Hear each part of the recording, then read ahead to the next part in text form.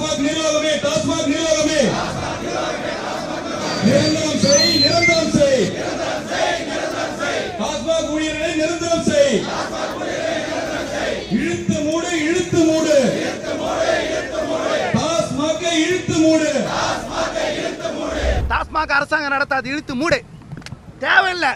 எங்களெல்லாம் எங்க தொழிலாளிகளாம் பணியந்திரப்படுத்தி மாற்று வேலை கூட நல்லா இருப்பாங்க. சம்பள உயர்வு வேணும். நாங்கள் விட்டு போகிற ஆள் இல்லை. இது வரைக்கும் எடப்பாடி ஆட்சி, ஸ்டாலின் ஆட்சி சந்திக்காத 4 நாட்கள் வேலை நிறுத்த போராட்டத்தை ஜோசப் விஜய் தலைமையிலான ஆட்சி தான் சந்தித்தது. அந்த ஆட்சி தான் சந்திச்சது. ஏன்னா நீங்கள் 717 கடையை மூடி அந்த தொழிலாளி நடுத்தரில் நிறுத்தினீங்க. அந்த காரணத்தால் தான் இருக்கு. டாஸ்மாக்ல வேலை செய்யறவனுக்கு குடும்பம் இருக்கு, குழந்தை இருக்கு, அவனும் போராடுவான். மது விற்கிறத அரசாங்கம் நிறுத்திட்டோம். நாங்கள் இன்னொரு கோரிக்கையை முக்கியமாக வைக்கிறோம். சிஎம் விஜய் அவர்கள் எம்ஆர்எஃப் கம்பெனி முதலாளி, BMW கம்பெனி முதலாளி, ஊரில் இருக்கிற எத்தனை பன்னாட்டு முதலாளிகள், சினிமா துறை, சின்னத்துறை, அத்தனை துறை, தயாரிப்பாளர் துறை எல்லாரையும் பார்க்குறாரு. கருப்பு பட டைரக்டர், ஊரில் இருக்க எல்லாரையும் கத்தி தொண்டை கிழிய கத்திட்டு இருக்கோம். டாஸ்மாக் ஊழியர்கள் எங்கள் சங்கத்தோடு, தமிழ்நாடு டாஸ்மாக் விற்பனையாளர் சங்கத்தோடு முதல்வர் அவர்கள் பேச்சுவார்த்தை நடப்பதற்கு அழைப்பு கொடுக்கணும். அமைச்சர் விக்னேஷ் அவர்கள் எங்களோட பேச்சுவார்த்தை நடத்தணும். சமூக நீதித்துறைன்னு ஒரு துறை இருக்கு.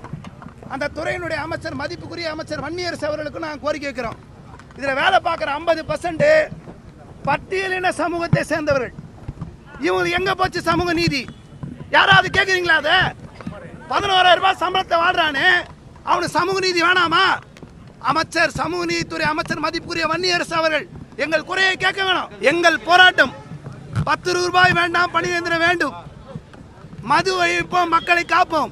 எங்களோட அரசு பேச்சுவார்த்தை நடத்தி இந்த பிரச்சனையை தீர்க்கும் வரை நாங்கள் உறுதியோடு போராடுவோம் என்பதை தமிழ்நாடு டாஸ்மாக் விற்பனையாளர் நலச்சங்கத்தின் சார்பில் தெரிவித்துக் கொள்கிறோம். அமைச்சர் விக்னேஷ் அவர்கள், மதிப்புமிகு அமைச்சர் அவர்கள் ஓப்பன் சேலஞ்ச் தான். நான் அங்கே போகிற ஊழல் ஒழிக்கிறேன். ஏன் மதுபான ஆலைக்கு போயிருக்காரு, குடோன்ல போய் அவங்ககிட்ட சொல்றாரு, யாரும் காசு கேட்காதீங்க, உங்களுக்கு சம்பள தேவை, பண தேவை இருந்தால் அதிகாரிகிட்ட கேளுங்க, அரசாங்கத்துக்கிட்ட கோரிக்கை வைங்கன்றார். நான் கோரிக்கை வைக்கிறோம். ஐயா, நீங்கள் தயவு செஞ்சு 1 மாதம் கடையில் வந்து வேலை செஞ்சுருங்க. 1ஆம் தேதியில 31ஆம் தேதி வரைக்கும் 11,000 ரூபாய் வேலை செஞ்சுட்டு, ஐயோ இந்த சம்பளம் சூப்பராகுது, நாங்கள் படிக்க வைக்கிறோம், காலேஜ் ஸ்கூல் படிக்க வைக்கிறோம், பெரியவங்களுக்கு ஹாஸ்பிட்டலில் மருத்துவ வசதி பார்க்குறோம், எல்லாம் செய்கிறேன்னு சொல்லுங்கள், நாங்கள் ஏற்றுக்கிறோம். நாங்கள் 10 ரூபா வாங்கக்கூடாதுன்னு தான் நோக்கமாக வச்சுருக்கோம். ஒழிக்கணும், ஊழலே வேணாம். திருடுறவெல்லாம் அங்கே இருக்கான். காசு சம்பாரிச்சு ஒரு அரசாங்கம் நடக்குது. உழைப்பு சுரண்டலும், ரைடும், சஸ்பென்ஷனும் தொழிலாளி தலையில் விடுது. இது என்ன நியாயம்? ஏன் அப்ப அந்த 10 ரூபா வாங்குறீங்க? தான் ஒரு முக்கிய கேள்வியா இருக்கு. ஏப்பா, சம்பளம் பத்தல. இதுக்கு முன்னாடி எல்லா அதிகாரிகளும் ஊழல் பண்ணியிருக்கான். ஒரு மாவட்ட மேலாளருக்கும் 10 லட்ச ரூபாய் கப்பம் கட்டணுங்க தொழிலாளி. நீ இப்போ ஊழலை ஒழிச்சேன்னு சொன்னீங்க, சம்பளத்தை கொடுத்துருங்க. 120 கோடி ஓப்பனா வை, தொழிலாளி சம்பளம் கொடுத்துரு, பிரச்சனை முடிஞ்சிடும். ஒரு அதிகாரி ஊழல் பண்ணிக்க. நாங்கள் சொல்கிறோம், ஒவ்வொரு மாவட்ட மேலாளரும் பெரும்பான்மை ஊழல் பிடித்தவர்கள். 10 லட்ச ரூபா ஒரு மாதத்துக்கு கொள்ள அடிச்சிருக்கான். அவனை ஜெயிலில் வைக்கிறதுக்கு உங்களுக்கு எதாவது ரைட்ஸ் இருக்கா? உங்களுக்கு நீங்கள் ரெடியாக இருக்கீங்களா? ரைடு சாதாரண 11,000 ரூபா வாங்கினவனை தூக்கி சஸ்பென்ஷனு, கடையை விட்டு தூக்குவேன், அடுத்த நாள் வீடியோ போடு, கடையில் இருக்க மாட்டான். அவங்கெல்லாம் கண்டிங்க, தண்டனை கொடுங்க, 10 ரூபாய்க்கு சம்பளம் கொடுங்க.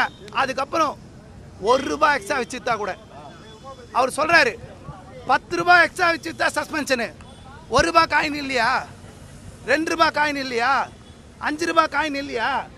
எதுக்கு 1 ரூபாய் கூட வைக்கணும்? ஊழல் இல்லாதெல்லாம் மாற்றிங்களேன். நாங்கள் ரெடி. தமிழ்நாடு டாஸ்மாக் விற்பனையாளர் சங்கம் நாங்கள் சொல்கிறோம், 10 ரூபா வாங்காமல் இருக்கிறதுக்கு நாங்கள் ரெடி. பணி